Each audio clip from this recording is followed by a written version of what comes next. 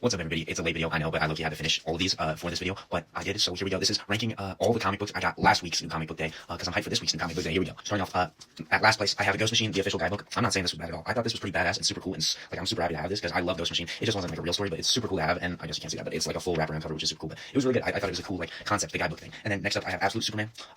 This is pretty low on the list, and I do think Absolute Shazam looks pretty good, and actually, he looks super badass, but, you know, I just thought the other comics I read this week were better.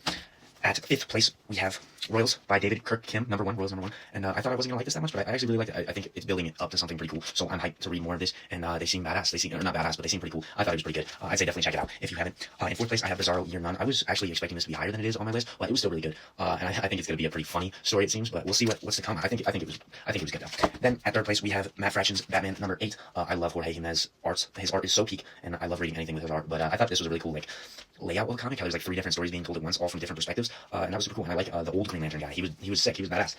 In at number 2, I have a one-shot. Kilroy is here, and I've never read the original Kilroy comics, and I might have to start because this was so badass and so cool. And I had no idea what was going on, but it was still so badass and so cool, and I was really invested. And that's saying something because I've never read Kilroy, but I'm definitely gonna have to start. And then in first place is actually a Marvel book, believe it or not. I really thought Daredevil number 1 was a really good start to a new series. I think this Daredevil series is going to be really good. This is the best Marvel single issue I've read in a very long time. So definitely, I'd say definitely check out Daredevil number 1. It's a brand new run, so it's perfect time to get started. And it was really big, really good. So definitely go check it out. I hope you guys are having a wonderful Tuesday, and I hope you're all hyped for new comic book day.